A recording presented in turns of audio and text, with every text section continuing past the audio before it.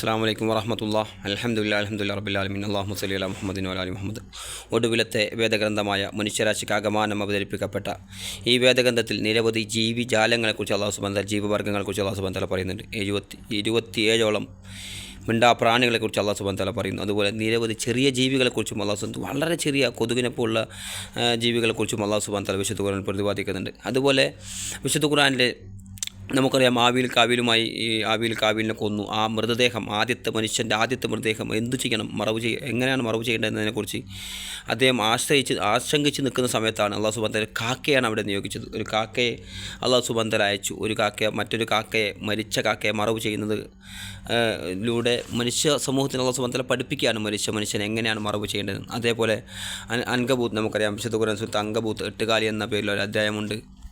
അവിടെ 8 ഉപമ അല്ലാഹു സുബ്ഹാനഹു വ തആല പറയുന്നു. മനുഷ്യരെ അല്ലാഹു അല്ലാത്തവരെ ആശ്രയിക്കുന്നതിനെ സംബന്ധിച്ചാണ് അവിടെ പറയുന്നത്. അതുപോലെ ഈച്ചയുടെ ഉപമ, അല്ലാഹു അല്ലാത്തവരെ വിളിച്ച് പ്രാർത്ഥിക്കുന്നവർ. നമുക്കറിയാം നമ്മുടെ നാടുകളിൽ കല്ലും മുണ്ടും മൂർക്കം പാമ്പും കാഞ്ഞിരക്കുറ്റി മാൽത്തറകളും പുണ്യപുഷ്പങ്ങളും ചാറങ്ങളും മക്കുവറകളും എല്ലാം അമ്പിയാക്കളും ഔലിയാക്കളും എല്ലാം ആരാധിക്കപ്പെടുന്നുണ്ട്. പുണ്യപുരുഷന്മാർ ആരാധിക്കുന്നു.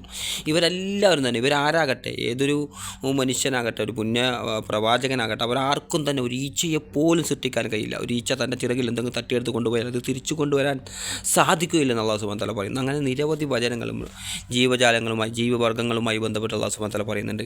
എത്ര അധ്യായങ്ങൾ.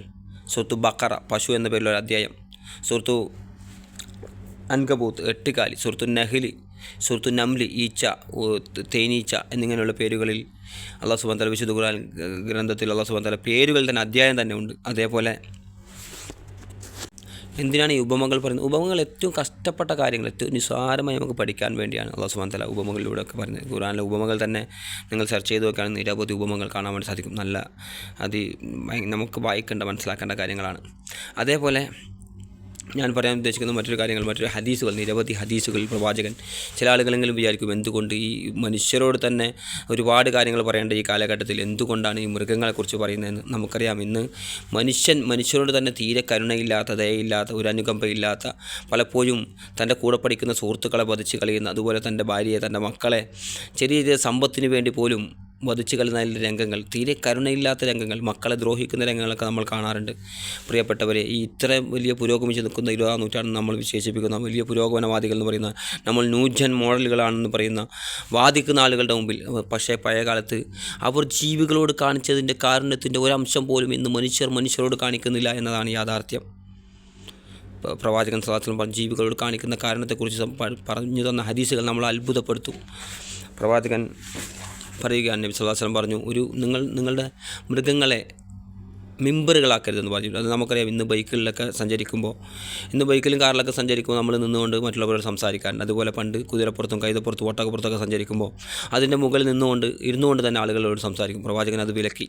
അതുപോലെ നിങ്ങൾ അതിൻ്റെ മുഖത്ത് അടയാളം വെച്ചിരുന്നു. പണ്ട് കാലത്ത്, ജാഹിലിയ്യ കാലത്ത് അടയാളം വെച്ചിരുന്നു. തീ കൊണ്ടൊക്കെ ഇങ്ങനെ പൊള്ളിച്ച് അടയാളം വെക്കുമല്ലോ. പ്രവാചകൻ കർശനമായി വിലക്കി. അതുപോലെ അമ്പുകൾ ഉപയോഗിച്ച് നമുക്കറിയാം, അമ്പെയ്ത്ത് പരിശീലനമുണ്ട് പണ്ടൊക്കെ, ഇന്നും ഉണ്ട്, പല വ്യത്യസ്തമായ രീതിയിൽ നിന്ന് മാത്രം. പക്ഷേ അന്ന് ജീവികളെ വെച്ചുകൊണ്ട് അവർ പരീക്ഷിക്കുമായിരുന്നു, അമ്പെയ്ത്ത് പരിശീലനം നടത്തുമായിരുന്നു. പ്രവാചകൻ ശക്തമായി വിലക്കി. പ്രവാചകൻ ശപിച്ചു അവരെ. സംഭവം ഇബ്നു ഉമർ റളിയല്ലാഹു അൻഹു ചെയ്യുന്ന ഒരു ഹദീസിൽ കാണാം. ഇബ്നു ഉമർ റളിയല്ലാഹു അൻഹു നടന്നു പോകവേ, ഒരു വഴിയിലൂടെ സഞ്ചരിച്ചു പോകവേ, കുറച്ച് ചെറുപ്പക്കാരായ ആളുകൾ ഒരു കോഴിയെയോ കാക്കയോ വെച്ചുകൊണ്ട് അമ്പെയ്ത്ത് പരിശീലിക്കുന്നുണ്ടായിരുന്നു. ഇത് കണ്ട പാടെ ഇബ്നു ഉമർ റളിയല്ലാഹു അൻഹു കണ്ടപാടെ അവർ ഓടി. പക്ഷേ ഇബ്നു ഉമർ റളിയല്ലാഹു അൻഹു ഉറക്കെ വിളിച്ചു പറഞ്ഞു, ലഅന റസൂലുള്ളാഹ്, അല്ലാഹുവിൻ്റെ റസൂൽ, നമുക്കറിയാം അല്ലാഹു ശപിച്ചിരിക്കുന്നു. ലഅന റസൂലുള്ളാഹി സ്വല്ലല്ലാഹു അലൈഹി വസല്ലം, നബി സ്വല്ലല്ലാഹു അലൈഹി വസല്ലം ശപിച്ചിരിക്കുന്നു. ആരെ? ഉന്നമാക്കുന്നവരെ, മൃഗങ്ങളെ ഉന്നമാക്കുന്നവരെ, ഈ മിണ്ടാപ്രാണികളെ, കാക്കയെ, കോഴി, എന്ത് ജീവിയാകട്ടെ, ജീവികളെ ഉന്നമാക്കിക്കൊണ്ട് അമ്പെയ്ത്ത് പരിശീലിക്കുന്നവരെ അല്ലാഹുവിൻ്റെ റസൂൽ സ്വല്ലല്ലാഹു അലൈഹി വസല്ലം ശപിച്ചിരിക്കുന്നു. അതേപോലെ ഒരു യാത്രയിൽ ഒരു പക്ഷിക്കുഞ്ഞിനെ പ്രവാചകൻ്റെ ഇടയിലേക്ക് അനുയായികൾ കൊണ്ടുകൊടുത്തു. പ്രവാചകൻ ശക്തമായി വിളിക്കും. പ്രവാചകൻ പറഞ്ഞു, ഇതിൻ്റെ അമ്മയെ ആരാണ് വിഷമിപ്പിച്ചത്? ഹദീസിൻ്റെ ആദ്യ ഭാഗം മാത്രം വായിക്കുമ്പോൾ ഒരു പക്ഷിയെ സംബന്ധിച്ചാണ് പറയുന്നതെന്ന് പോലും നമുക്കറിയില്ല. അതിൻ്റെ അമ്മയെ ആരാണ് വിഷമിപ്പിച്ചത്? എൻ്റെ കുഞ്ഞിനെ കൊണ്ടുവന്നുകൊണ്ട് അവിടെ പ്രവാചകൻ സമ്മാനമായി കൊണ്ടുവന്നവർ. പ്രവാചകൻ പറഞ്ഞു, അതിനെക്കുറിച്ച് തിരിച്ചു കൊണ്ടുവെക്കുക അതിനെ. അതേപോലെ അതേ യാത്രയിൽ തന്നെ ഒരു സ്ഥലത്ത് തീയിട്ട സമയത്ത് പ്രവാചകൻ സ്വല്ലല്ലാഹു അലൈഹി വസല്ലം പറഞ്ഞു, അവിടെ ഉറുമ്പിൻ്റെ ചാലുണ്ടായിരുന്നു. പ്രവാചകൻ ഓടി വരികയും ഫുള്ള് തീ അണക്കാൻ പറയുകയും തീ അണയ്ക്കുന്നത് വരെ, പൂർണ്ണമായി അണയുന്നവരെ പ്രവാചകൻ അവിടെ നിന്നു. എന്നിട്ട് തീ അണച്ച ശേഷം പ്രവാചകൻ പറഞ്ഞു, ഒരു ഉറുമ്പിനെ പോലും ഒതിച്ച് കളയാൻ നമുക്കിതില്ല. പാടില്ല. നോക്കണം, ഈ ഒരു ആദർശത്തെ സംബന്ധിച്ച്, ഈ ഒരു മതത്തെ സംബന്ധിച്ചാണ് ശത്രുക്കൾ പറയുന്നത് ഇസ്ലാം മറ്റുള്ളവരെ കൊല്ലാൻ പറയുന്നുവെന്ന്, ഇസ്ലാം മറ്റുള്ളവരെ മറ്റു മതസ്ഥരെ കൊല്ലാൻ വേണ്ടി കൽപ്പിക്കുന്നുവെന്ന്, ഇസ്ലാം വാളേന്തിയാണ് പ്രചരിപ്പിച്ചതെന്ന്. നോക്കണേ, ജീവികളോട് പോലും കരുണ കാണിക്കാൻ പറഞ്ഞ മതം. ഓരോ പ്രവാചകൻ പറഞ്ഞു, പച്ചക്കറുള്ള ഏതൊരു ജീവിയോട് നിങ്ങൾ കരുണ കാണിക്കണം. അതുപോലെ സ്വർഗ്ഗ നരകത്തിൻ്റെ പോലും തീരുമാനത്തിൽ പോലും ജീവികൾ വരുന്നുണ്ട്.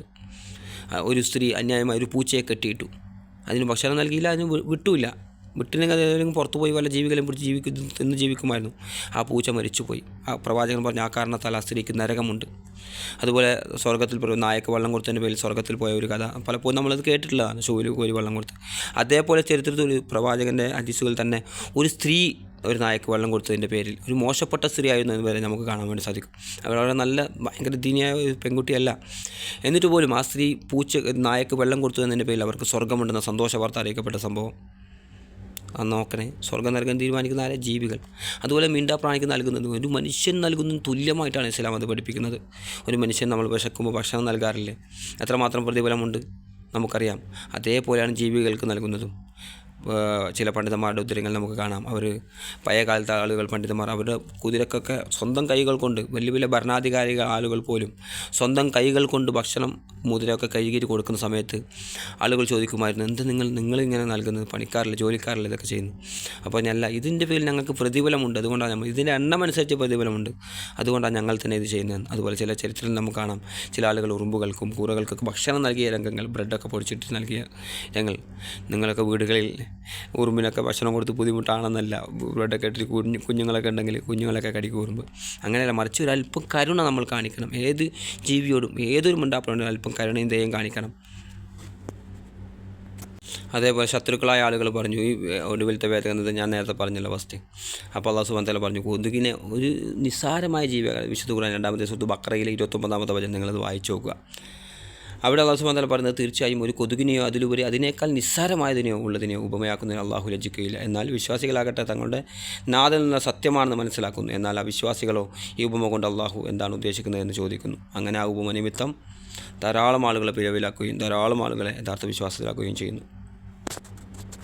ഇവിടെ അല്ലാഹു സുബ്ഹാനഹു വ തആല പറഞ്ഞു, കൊതുക് അതിലുപരി നിസ്സാരമാകട്ടെ എന്നാണ്. കൊതുക് ശരിക്കും നമ്മൾ പഠിക്കുകയാണെങ്കിൽ കൊതുക് നിസ്സാരനാണോ?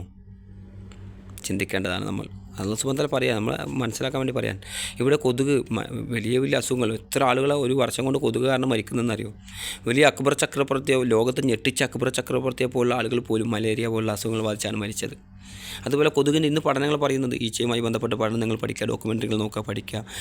8 ചിലന്തിയുമായി ബന്ധപ്പെട്ടുള്ള ഡോക്യുമെൻ്ററി നിങ്ങൾ നോക്കുക, ഉപമ.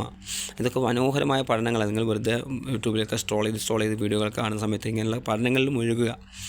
അതേപോലെ ഈ കൊതുകിൻ്റെ പുറത്ത് ജീവിക്കുന്ന ഒരു ജീവിയുണ്ട് അത്രേ, അത് കൊതുകിൻ്റെ ചോര കുടിച്ചിട്ടാണ് ജീവിക്കുന്നത്. ചോര വേണ്ട, അതിന് കൊതുക് മറ്റുള്ളവരെ ചോര കുടിക്കുന്നു. പക്ഷേ ഇവിടെ ഈ കൊതുകിൻ്റെ പുറത്ത് മൈക്രോസ്കോപ്പൊക്കെ വെച്ച് നോക്കുന്ന പഠനങ്ങൾ പറയുകയാണ് അവർ കൊതുകിൻ്റെ പുറത്ത് ജീവിക്കുന്ന ജീവി കൊതുകിൻ്റെ ചോര കുടിച്ചുകൊണ്ടാണ് ജീവിക്കുന്നത്. അപ്പോൾ അത്രമാത്രം അതുപോലെ എത്ര ജീവവർഗ്ഗങ്ങളാണ് സുബന്ധന, എത്ര മത്സ്യങ്ങൾ, നമുക്ക് കണ്ണിന് കാണാൻ ഭംഗിയുള്ള എത്ര ജീവികൾ, എത്ര പക്ഷികൾ. സുബന്ധ കൂടുതൽ പഠിക്കാതെ സുബന്ധ തൗഫീഖ് നൽകുമാറാകട്ടെ. വാഹിർ ദഅ്വാനാ അൽഹംദുലില്ലാഹ്.